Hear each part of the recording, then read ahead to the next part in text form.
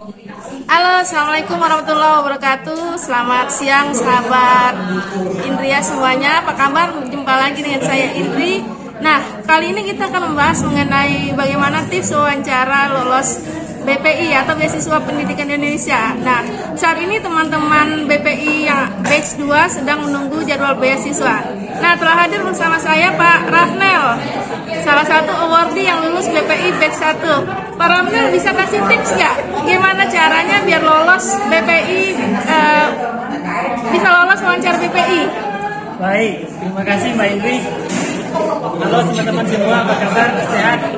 Berjuang beasiswa BPI, semoga lulus ya. Jadi tips dari saya sebenarnya sederhana saja ya. Yang penting sebetulnya adalah kita fokus kepada esai dan proposal kita ya. Esai dan isian proposal kita memang harus kita kuasai karena itu menjadi bagian yang dipertanyakan secara umum dan mendetail oleh pewawancara dan pewawancara ini akan ada 3 orang dan itu terdiri dari ada tim psikologinya juga, ada tim BPI dan ada akademisi yang mereka akan memperdalam bagian-bagian itu.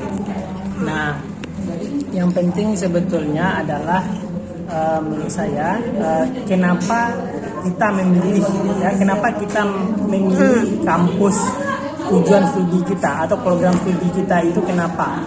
Misalnya kalau Bapak Ibu atau teman-teman kuliahnya di IPB dan katakanlah ngambil komunikasi pembangunan, kenapa ngambil komunikasi pembangunannya di IPB? Kenapa tidak di tempat lain? Dan itu justifikasi untuk itu harus kuat, ya.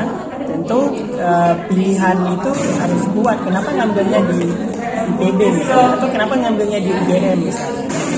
Itu harus punya justifikasi yang menunjukkan kelebihan dari program studi kita itu, sehingga pewawancara semakin yakin bahwasanya kita memang cocok ditempatkan di sana. Nah, itu yang pertama ya.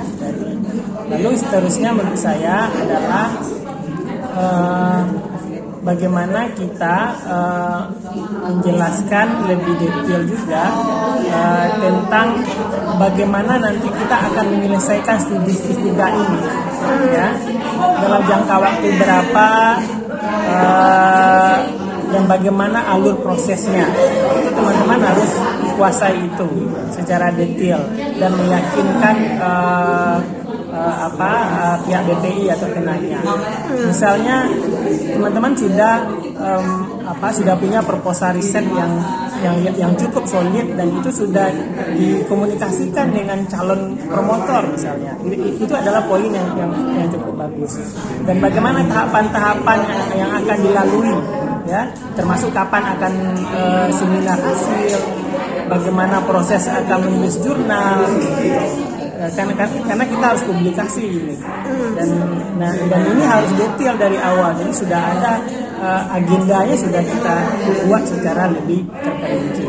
Jadi ada timelinenya ya Pak? Ada timeline itu yang menjadi kunci juga.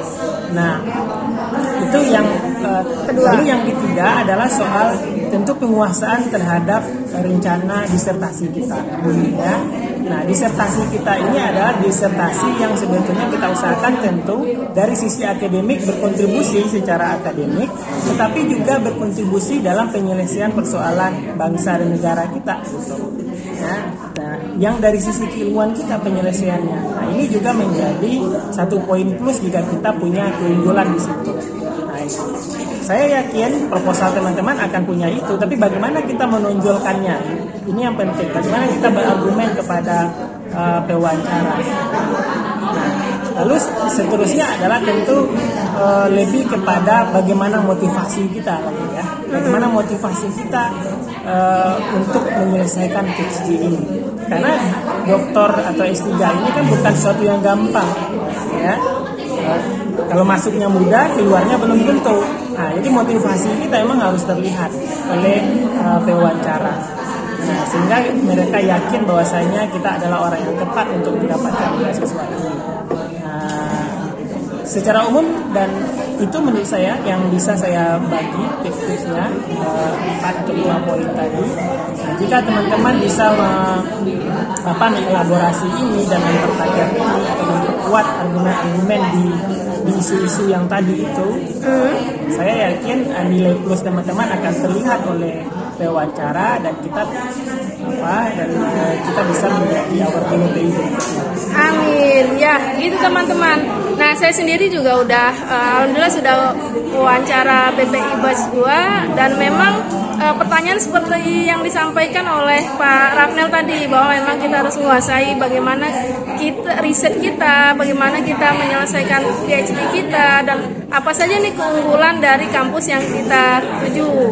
Dan bersama saya juga ada Pak Azmi dan Pak Rizky. Halo, ini salah satu pejuang BPI Batch 2. Pengalan BPI. Oke. Nah, teman-teman, perlu dipahami bahwa BPI ini adalah menggunakan uang rakyat.